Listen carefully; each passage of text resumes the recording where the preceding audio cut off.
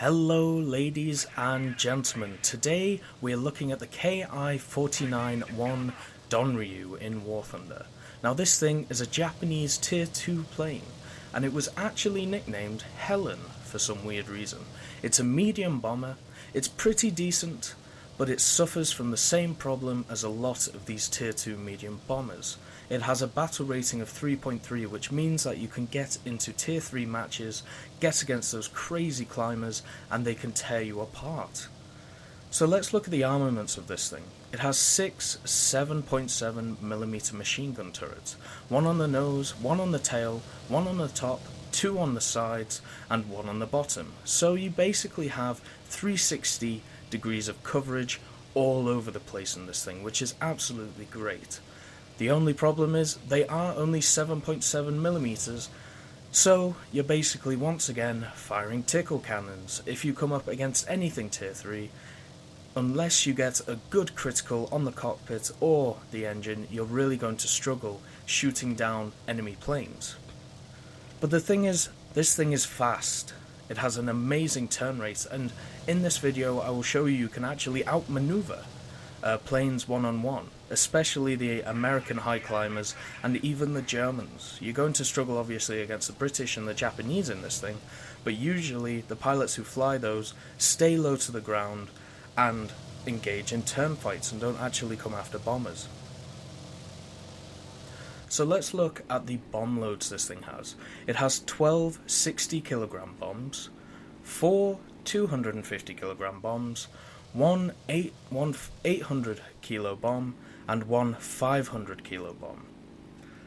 Now, that kind of disappoints me because this thing excels in a lot of ways. It has a great rate of climb, it can gain a lot of speed very fast in a dive, or even just flying straight. Its turning is very fast and it doesn't lose a ton of speed like stuff like the Wellington and the Mitchell do. It turns fast, it does everything really well.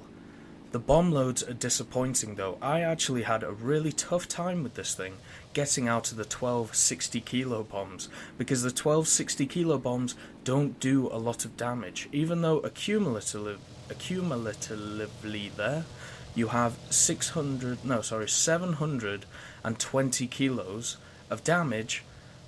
It's still, you don't have a huge splash damage on those bombs, so you have to be very accurate. Now obviously I use the 4 250kg bombs because that's the biggest bomb load, and also because there's 4 of them you can pick your targets. I love in this plane going after pillboxes because they are stationary targets, and 250 kilos are definitely enough to take them out. The 60kg bombs aren't.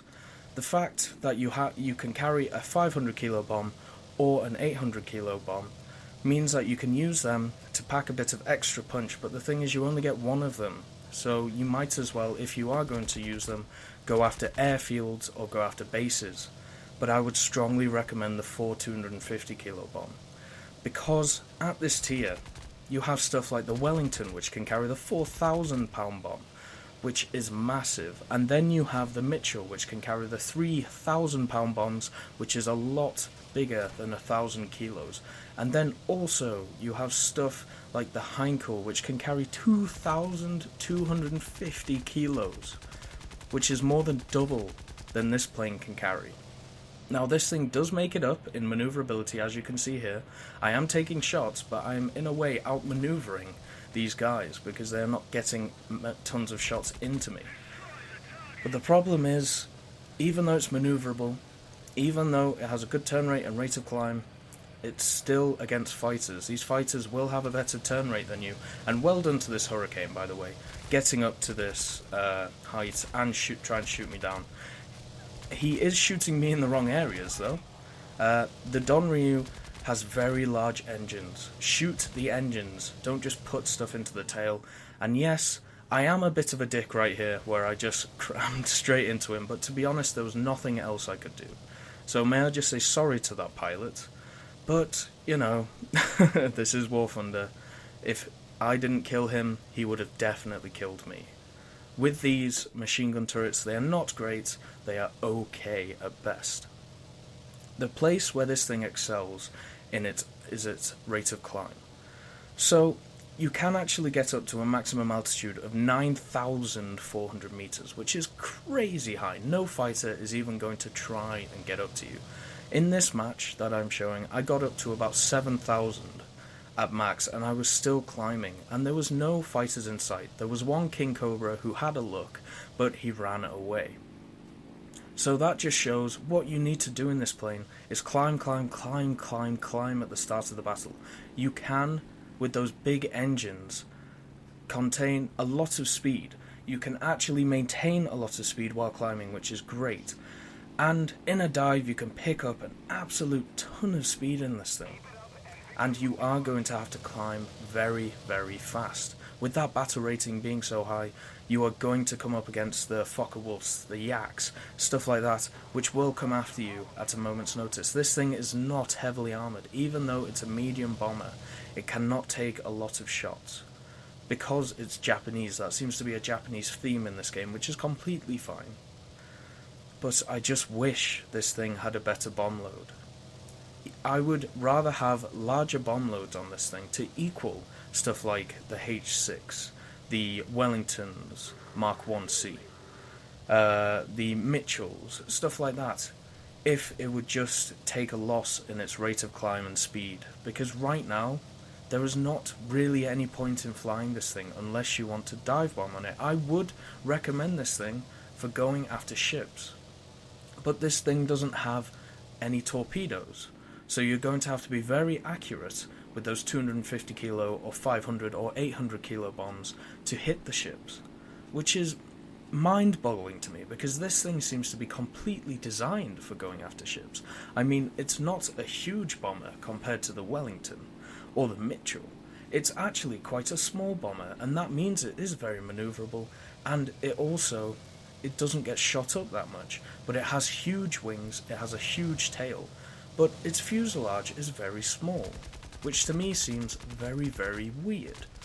But anyway, I wish this thing had a torpedo bomb load, because then it would be very, very useful, because it would be a good mix between a dive bomber, such as like the BB-1 or the TB-3, and a medium bomber. So it would have the armor of a medium bomber, it would have the turrets of a medium bomber, but it would have that torpedo payload, which would be great. And in a dive, this thing picks up speed like a boss, like any Japanese aircraft in this game.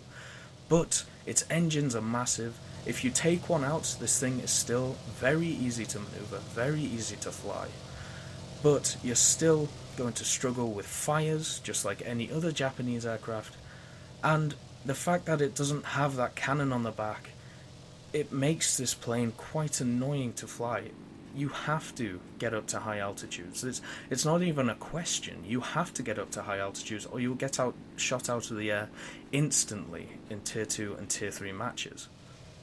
But the great thing about this thing is, if you do climb, you will climb higher than the rest of the medium bombers in the game, and therefore the enemy fighters will go after those bombers before you.